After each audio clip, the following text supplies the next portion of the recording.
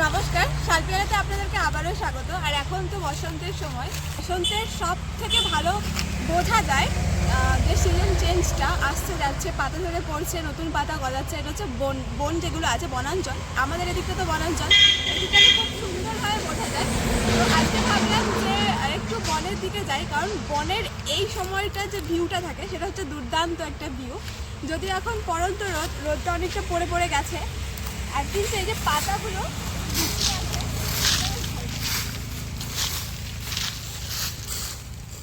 শুকনো পাতা চারিদিকটাতে।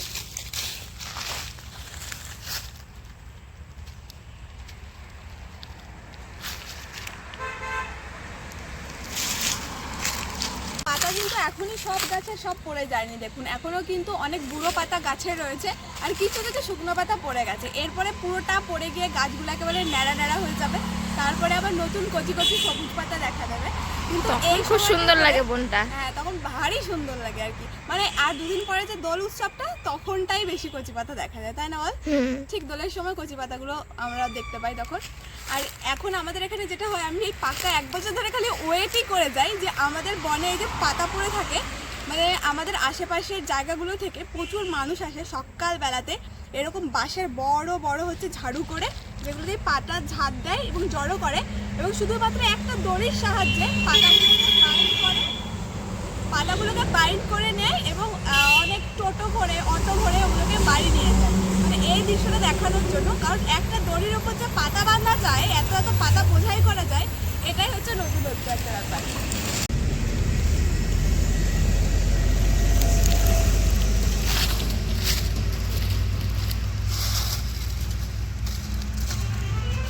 হাত দিয়ে জড়ো করা নেই, তুই করে দে। জায়গা নিবি।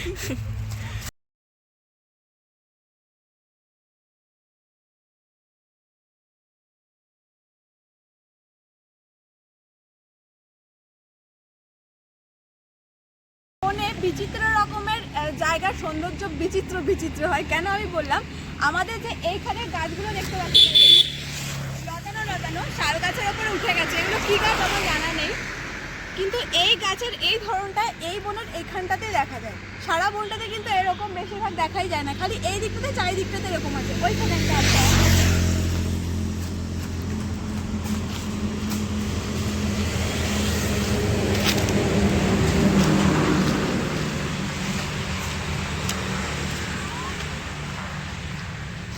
এটা কি গাছ বলতো? সে লতানো গাছগুলো হয় না, ওগুলো মানে অনেক বছর ধরে হয়ে এরকম মোটা হয়ে গেছে। হ্যাঁ, আসল গাছ কিন্তু এই যে দেখ, সেটি লম্বা হ্যাঁ। হয়ে আছে, রোগা ফটকা। এর অবস্থাটা কি ভয়ঙ্কর করে দিচ্ছে এই গাছটা। এ যেমন ভাবে লতিয়ে গেছে, ও কিন্তু ওরকম ভাবে বড় হয়ে উঠেছে, দেখেছিস? ও কিন্তু এরকম- এটা কি গাছ বলতো যেটা ওরকম হয়ে আছে? বল। মৌফল। মৌফল গাছ না বললো? দুদিন পরে এগুলো সব কি আসবে, ফুল আসবে। আবার পিএলের সময় হয়ে গেল, মৌভার সময় হয়ে গেল। আর এখানে তো বন আছে, এই যে বন বলছি, এখানে একটা পুকুর আছে বনের। জায়গাটার নামই হচ্ছে বনের পুকুর। এখানে প্রচুর শুটিং হতো আগেও, এখনো হয়।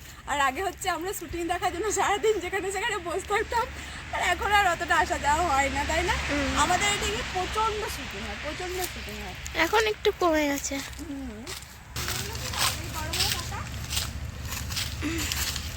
কি আনে? কিন্তু মাছ কেউ ফেলে যা মনে হয় না তো এরকম।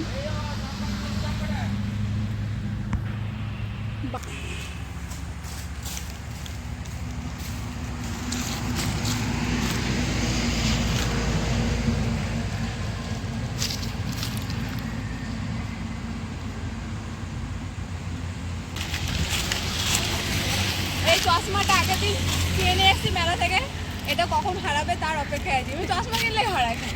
আমার তো একটা আছে, আর সব হারিয়ে গেছে। এত ব্যস্ত রাস্তা।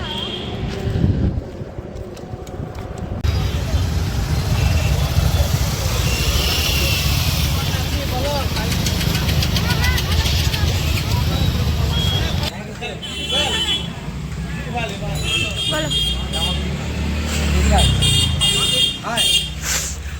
আমরা কেদারনাথ ও বদ্রীনাথ দর্শন কেদারনাথ, বদ্রীনাথ, তুঙ্গনাথ, চোপড়া, বেতুয়া, রুদ্রপ্রয়াগ, ঋষিকেশ, হরিদ্বার ইত্যাদি। এই দাদারা আশীর্বাদে একটা ট্রিপ করছে যেটা হচ্ছে কেদারনাথ আর বদ্রীনাথ যাওয়ার জন্য।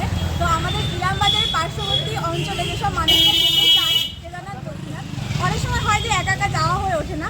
তো এই কাকুদের হচ্ছে ফোন নাম্বারটা দেওয়া আছে, একটু আগে যেটা দেখানো হলো দেখি যে ওখানে যখন যোগাযোগের নাম্বার দেওয়া আছে সেই নাম্বারে আপনারা যোগাযোগ করে নিতে পারেন ওই কাকুদের সঙ্গে। সেখানে ট্রিপে নিয়ে যাওয়া হবে। আর কত টাকা লাগবে? 18,500 18,500 টাকার মধ্যে সমস্ত খরচ খরচা। সমস্ত খাওয়া দাওয়া থাকার ব্যবস্থা করে দেওয়া হবে। তো আমরা একটু আগে বাজারে এসেছিলাম, এটা নিয়ে অনেকক্ষণ অ্যাড্রে হচ্ছিল। অবশ্যই যারা পার্শ্ববর্তী অঞ্চলের মানুষরা যেতে চান তারা অবশ্যই এই নাম্বারে যোগাযোগ করে দেবেন।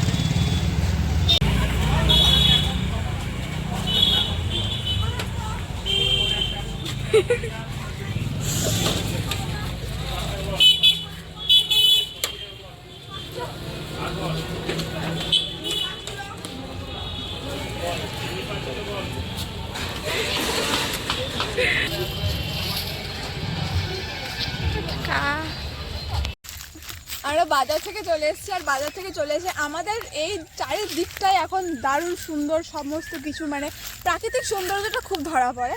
তো এইখানে না আমাদের চারপাশে অনেক এরকম কাগজ ফুলের গাছ আছে। আমরা তো কাগজ ফুলই বলি, অন্য কোনো নাম আছে কিনা জানা নেই আমার আপাতত। নানান রঙের কাগজ ফুল হয়, এটা একটা পিঙ্ক হয়েছে, সাদা হয়, হলুদ হয়, না নানান রঙের আর কি হয় এখানে। বসন্ত মানেই কাগজ ফুলের। বসন্ত এসে গেছে, চারিদিকটা এত রঙিন মানে খুব ভালো লাগছে। তো ও আমাকে বললো যে দূর থেকে প্রত্যেকদিন রাস্তা থেকে দেখতে পাই এই গাছটা। তো আমরা চলে আসলাম এটা একদম কাছ থেকে উপভোগ করার জন্য, ক্যাপচার করার জন্য। এখানে কিন্তু একটা গাছে মোটামুটি দুটো দেখ না, দুটো গাছই আছে। দুধে আলতা টাইপের। ওইদিকে দেখলাম সাদা পাতাগুলো আছে, কিন্তু এত জঙ্গল যাওয়া যাবে না, দুই জঙ্গল হয়ে গেছে। কিন্তু এই গাছগুলোতে এত কাটা লাগবে। ওইখানটা দেখ খুব জমাট, ওই দিকটাতে খুবই সুন্দর, দুটো কালার একসাথে না।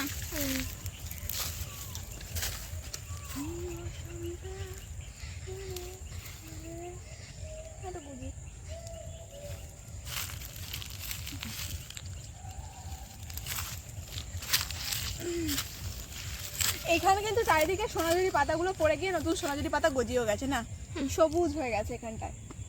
এক এক জায়গায় বনের মানে গাছগুলো এক এক জায়গায় এক এক সময় পাতা ঝরে, সব জায়গায় এক সময় পাতা ঝরে না। এগুলো দেখছি আগেই ঝরে গেছে, ঝরে গিয়ে আবার কচি পাতাও গজিয়ে গেছে। আর ওইটাই ঝরছে, হলুদ হলুদ হয়েছে।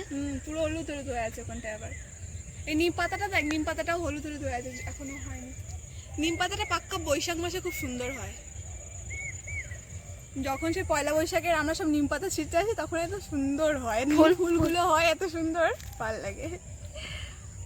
আমরা এখন 50% বাড়ির দিকে যাচ্ছি, সন্ধ্যা সন্ধ্যা হয়ে আসছে। এখানে দেখুন কত উলির ঢিবি হয়েছে, দারুণ দেখতে লাগে। কাছ থেকে নে ভালো হবে। এগুলো কিন্তু সব মাটির এরকম করেছে, কিন্তু এর মধ্যে কিন্তু ফস থাকে, ফস। এটা হচ্ছে সব থেকে ভয়ানক। আগে মাথাগুলো ভেঙে দিতাম, কিন্তু ওর মধ্যে সাপ ঢুকে থাকে।